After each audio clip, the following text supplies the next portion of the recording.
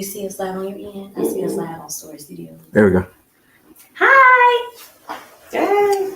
Let me see. Oh, yep. And we're live. There you go.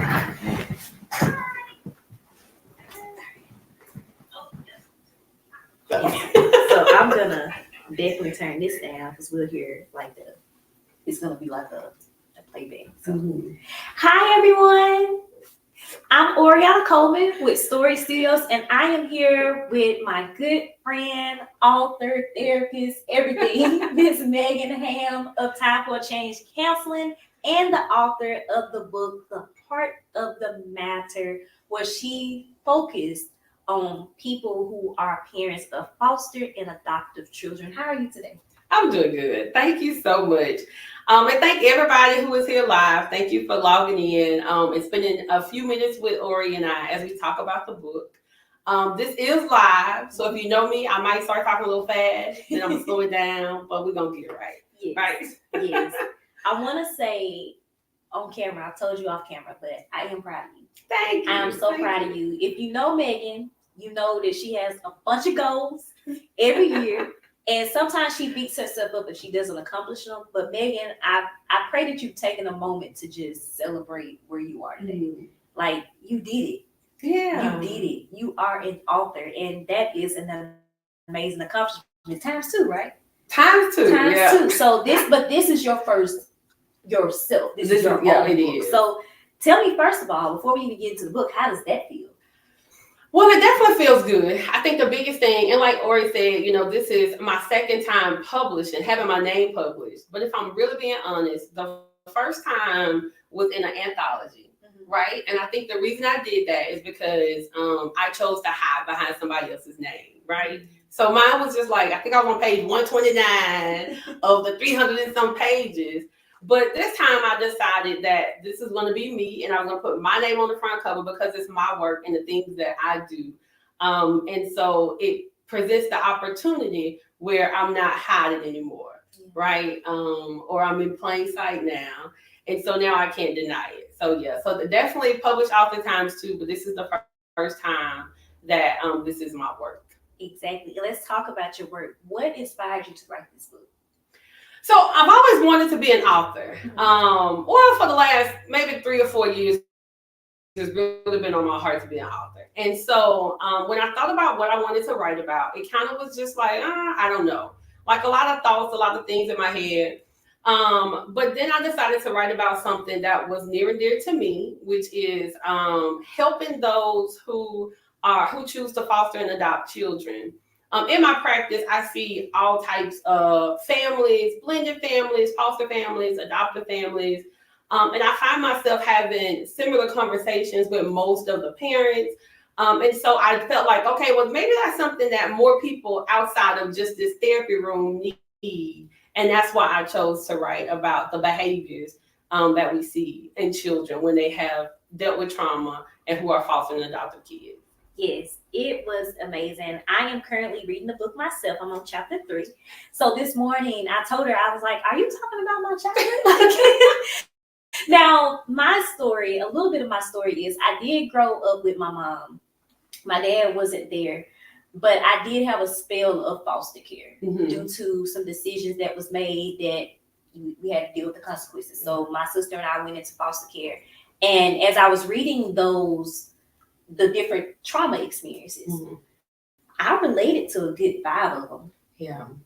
A good 5 of them. And one of the things that I realized is not only is this book good for parents with foster and adoptive children, but if you was a foster child or you had been adopted trauma in your life, it's good for you as well. So I was reading it, reflecting, making sure that those behaviors hadn't rolled over into my adulthood, because now I do have children. Yeah. And that was good. Yeah. And thank you for that. Because one of the biggest things with the book is being able for individuals to take the story of Cassie and Isabel and being able to how this to my life. It doesn't have to be personally things that you've experienced or went through, but definitely being able to reflect on how does this maybe show up for me as a parent to children that are biologically mine, but also as a parent to a child that has experienced some trauma. Yes, I was just talking to my mother-in-law, and I was like, I know you got 2 blood boys, but you need to read this book. I was like, I'm gonna let you read it from my phone, and we're gonna buy it. We're gonna buy it for her. She's gonna have this physical copy. She's gonna read this book. I feel like every parent, honestly, can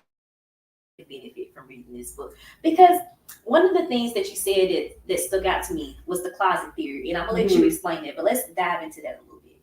Okay, so trauma in the catch-all closet. Anybody that so in therapy I use a lot of like analogies. And one of the analogies that I use that oftentimes a lot of the people that I work with really gravitate toward is, I think about trauma as like a catch-all closet. I know when we were younger, we had this closet in our living room that was just kind of like, we put everything in there, like everything that was time to clean up really fast, we'll just throw all the stuff in there. And so what would happen is sometimes when you open the door, all the stuff will just fall out the closet. So you hated to have to clean up the living room, or you hated to have to clean that closet. But I think about trauma like that, because trauma is sometimes people have experiences and we just kind of stuff them in the closet, right? And sometimes it may be a trigger, like for a kid, it may be going to school and, you know, they have an announcement about, you know, the daddy-daughter dance, right? And you don't have a relationship with your dad, or you don't know who your dad is, and that could be a trigger. And so it opens up all of this stuff, and this stuff just falls onto the floor. And the thing about trauma is we can't just throw it out. It's not like I can get a garbage bag and just, hey, I don't want to deal with that anymore. And so what we do is, the goal in therapy is not to throw it out, but to be able to organize it, right? To be able to put it in places that it needs to go, so that if something triggers you and the closet door is open, then it doesn't fall out to your floor, all over the floor. But what'll happen is that you can say, you know what, I'm in therapy today, so let me pick out this piece of trauma to talk about it. But when I'm not in therapy and something happens, it doesn't have to impact the rest of my day, or the rest of my week, or the rest of my month. So that's really where the trauma in the catch-all closet comes from. Just having conversations with people who've experienced trauma and looking at something, that real life scenario that happened in my life with that closet that we had in our living room. Yes, and one of the things you said was, we're gonna organize the closet. We're gonna organize the closet, because if we organize the closet, we won't be so overwhelmed when the door opens. Because like you said, you can't run away from trauma. At some point, I believe everybody on this earth has experienced some type of trauma. Even if what you considered wasn't trauma, could have been trauma for me.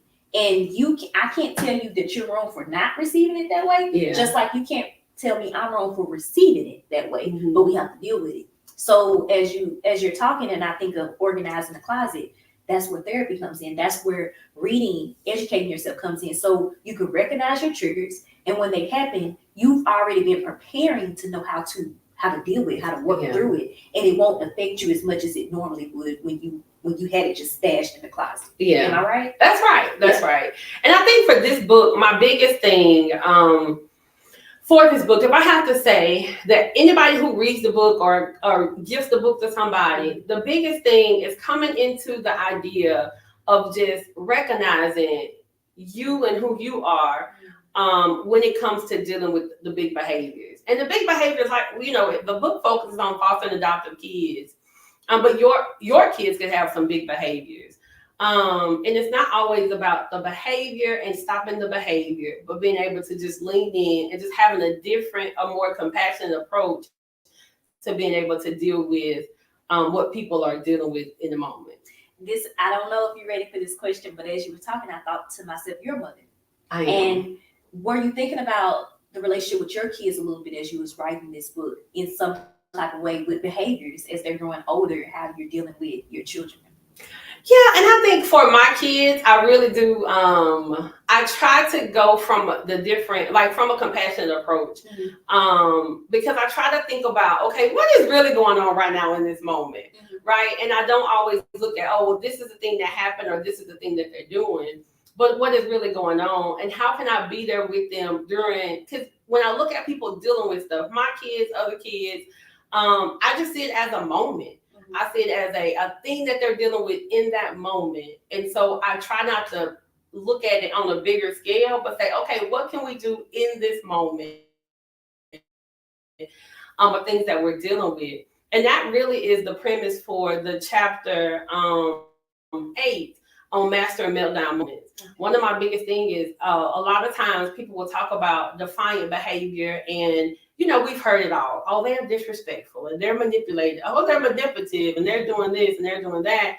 And I talk to parents all the time and I say, oh, okay, so they had a bad moment, right? So it was a meltdown that happened for 10 minutes, right, out of 24 hours. Mm-hmm. And when you look at it on that large scale, it wasn't an all-day blowout fight. It was a meltdown moment that happened. And so how can we support them in those moments? Yes, and not let that moment affect the whole day.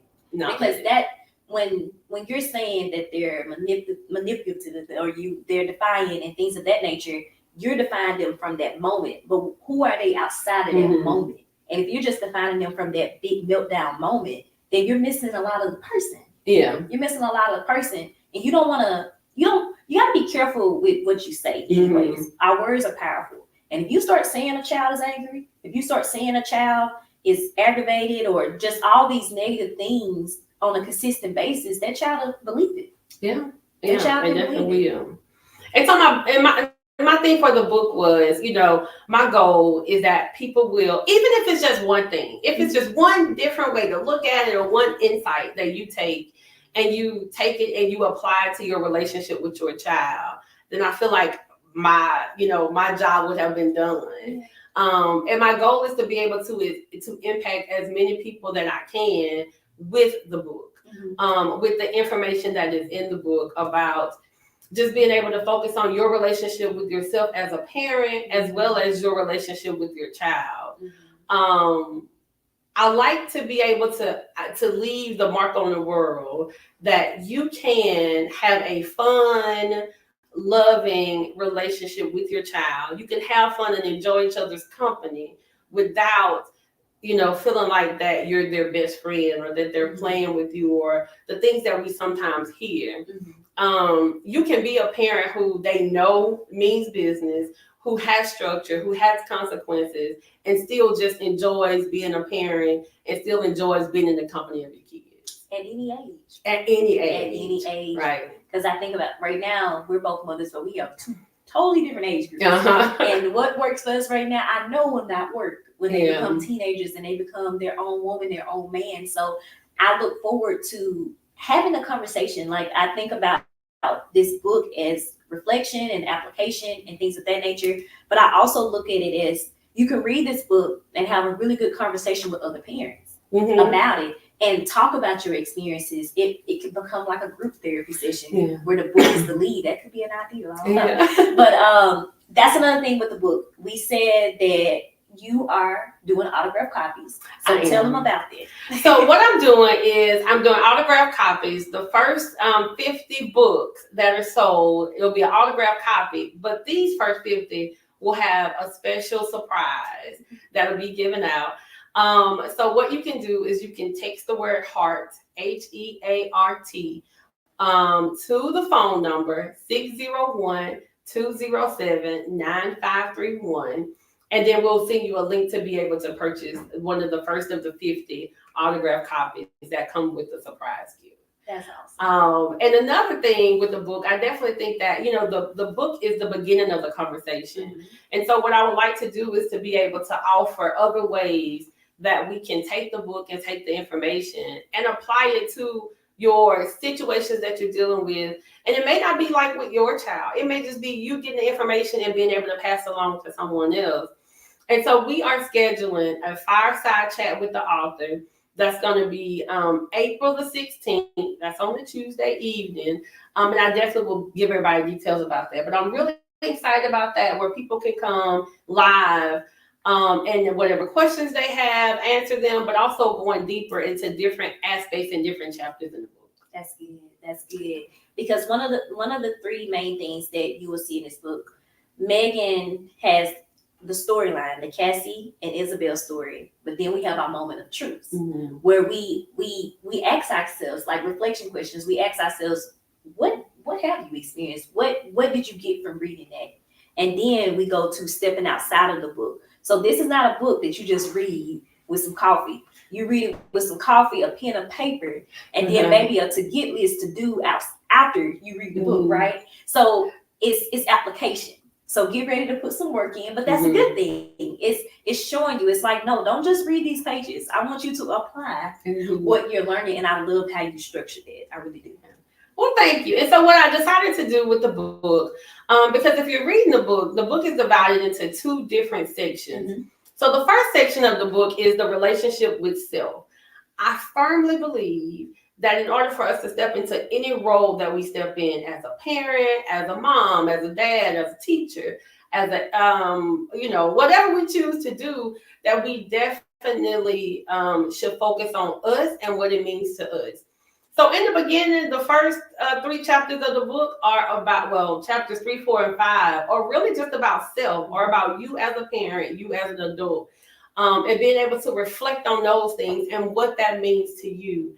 And then we get into the relationship with your child, so that you can be honest with who you are, and knowing what you bring to the table and what your impact is. Then you're able to better deal with whatever it is that the child may bring or may, bring into the relationship. Yes, that's what I'm getting. It makes me think of just the biblically, you can't pour from an empty cup. You got to fill yourself up first before you can give anything out to anyone else. And a lot of things that you're reading here, you can apply to everyday life. Yeah. So it's really for everyone. Like, we have a target audience, of course, but honestly, if you pick this book up, I can almost guarantee you that you're going to find something that you can take with you and you can apply it in your everyday life. Do you have anything else you would like to share with the audience? I know we got the fireside chat coming up, so that's when we're going to break down each chapter, right? So that's going to be good. But is there anything else that you want to mention on this that we can share with everybody? I think one of the things is, part of the book is, if you go to, there's a link in the book where you can go to a companion guide. So what I did with the companion guide is, some of the ideas of the book is, it goes into like a deeper dive. And there's some things that you can download. There's some handouts that you can have, so free that you really can, free of charge. It's part of the at no cost. Yes. That comes with just being able, just comes with purchasing the book.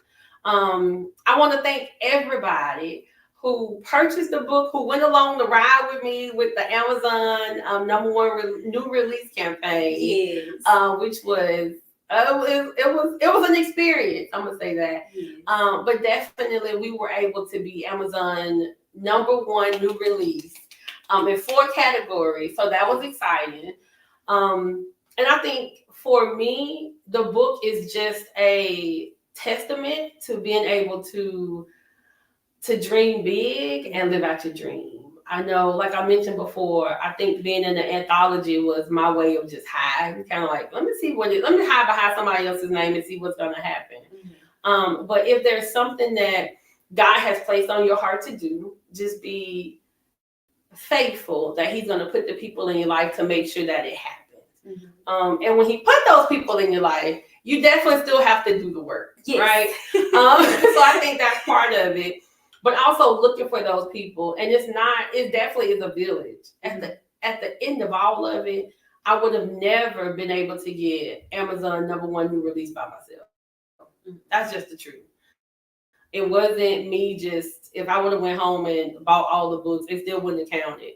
But being able to know that when I shared, or when I told people what I was going through in terms of like the book being offline, that people really, the village rallied around me, and y'all shared it with people, and people that y'all thought it would benefit. And so, and offline. So it wasn't like, somebody was like, oh, I'm trying to buy the book, but I can't buy it. And I think that meant so much to me, just the calls and the texts and the DMs, and people just let me know that, hey, the link's not working, I can't buy the book. So I just want to thank everybody for that. And don't forget that if you want the first 50 autographed copies, that comes with something special. Just text the word HEART, HEART, to the phone number of my office, 601-207-9531. That's amazing. I am so proud of you. I was one of those people that was like, hey, he was like, I'll call you back. And I was like, I just want to let you know the link not working. Because because we did the promo video, and I didn't want to put a broken link in the promo video, so I waited to post the video, and then you went back and posted it, and I posted it maybe yesterday, so it just worked out. Everything worked out. Yep. And you can still purchase that book. The link is working. Purchase it as many times as you want. Purchase it for a friend. Purchase it for a student. Like, purchase it. Get the book and apply it to your everyday life. Thank y'all so much. Thank you, Megan. Thank you for coming out. And thank everybody for tuning in. No problem. We will share this link so you all will continue to be able to watch this. And we'll see y'all next time. We'll see you. Y'all have a great day. All right.